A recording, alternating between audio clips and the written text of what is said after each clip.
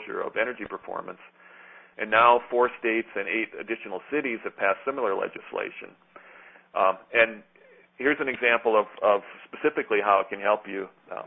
We have a contractor customer in the Seattle market that happened to call on a property manager as it turned out the day after she was told that she had to complete energy benchmarks on all her buildings.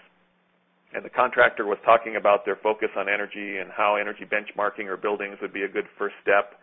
And property manager immediately became interested because now the contractor could solve an immediate need that she had by providing a benchmarking service.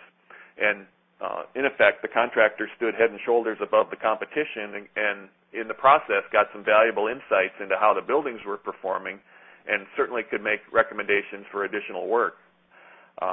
So it, again, becomes that catalyst for action where prior to her boss or prior to the legislation being passed, she maybe didn't have as much interest in it, but it just so happened that because it was top of mind and the contractor showed up at the right time, they were able to move the process forward.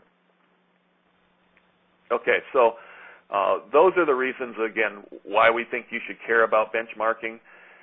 So if you've been buying what we've been saying so far and you agree with some of those reasons as to why you should provide the services, now we're going to shift gears a bit and we're going to start to talk about how actually to get started and do it. So the first step, as you can see on the list here, is creating demand, or in other words, giving your customer a reason to want to do it.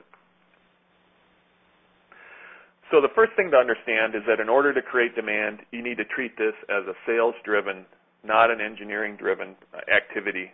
Now, there's always some support that's required by your technical team, but the important concept is that sales needs to drive